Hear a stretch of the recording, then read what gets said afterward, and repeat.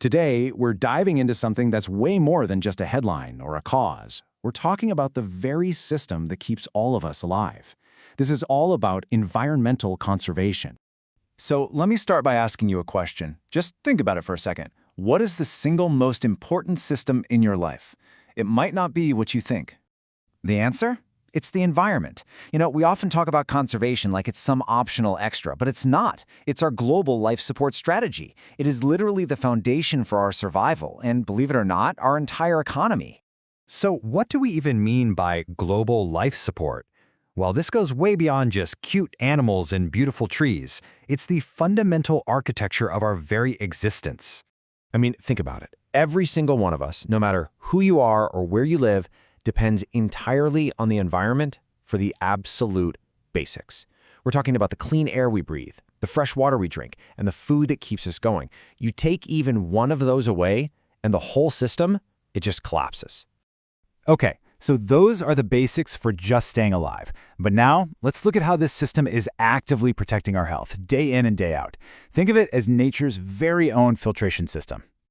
I just love this idea of nature's filters. It's such a perfect way to picture what's happening. You've got these incredible forests and wetlands that are basically giant living purifiers. And they're working around the clock, completely for free, to scrub our air and clean our water. And right there, that's the direct link between a healthy planet and our own personal health. When we protect these natural filters, we're not just doing something good for the planet, we are literally preventing diseases. It's like a massive global preventative medicine program. So it protects our bodies, for sure, but it also protects our entire world on a much, much bigger scale. The environment acts like this massive shield, helping to keep our global climate stable. You can almost see it as two different paths stretching out in front of us. On one path, we ignore conservation, and that leads to a more chaotic, volatile world. But on the other path, we work with nature. We use its own incredible technology. Our forests and our oceans, they are the biggest and best carbon capture systems on Earth, constantly pulling CO2 out of the atmosphere and giving us the stability we all rely on. All right, let's zoom in a little bit and look at the intricate web of life itself. A great way to think about it is like a giant, life-sized puzzle, where every single piece, no matter how tiny it seems, is absolutely essential. This life-sized puzzle idea really hits home, doesn't it? Every single species has a job, a role to play. And when you start pulling pieces out of that puzzle, the whole picture can become wobbly and unstable. And let's make this real with something we all get: food. It all starts with something as simple as protecting a tiny insect, like a bee. That bee then does its job, allowing our food crops to reproduce. And that simple act, well, it leads directly to food security for billions of people. It's this powerful, unbreakable chain that runs from a single pollinator all the way to your dinner plate. So we know the environment keeps us alive, it keeps us healthy, and it keeps our climate stable. But it also fuels our economy in ways that we almost never see. So let's talk about the hidden trillion-dollar value of nature. Yeah, let's actually try to put a price tag on it.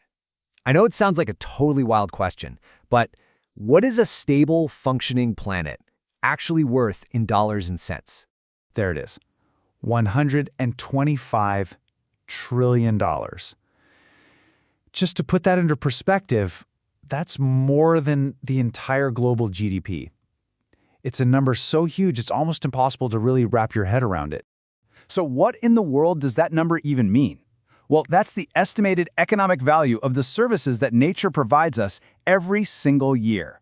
We're talking clean water, fertile soil, crop pollination, all the work nature does for free that our entire global economy is built on top of. And you can see this dependency really clearly in some of the world's biggest industries. Take agriculture, tourism, fishing. These sectors aren't just helped by nature, they are fundamentally, completely built on it. So when these natural systems start to struggle, these huge parts of our economy struggle right along with them. But at the end of the day, this whole conversation isn't really just about us right here, right now. It's about a promise. It's a commitment we're making to the future, to the generations that come after us. And really, this all boils down to one core idea: sustainable development. And put really simply, it just means living our lives well today without bankrupting the future for our kids and grandkids. It's this profound balancing act, isn't it? How do we thrive now while making sure they have the very same chance to thrive too? So that really leaves us with one final and I think really powerful question. We were handed this incredible, amazing, life-giving planet. We inherited it. The question for all of us is, what kind of planet will we choose to leave behind?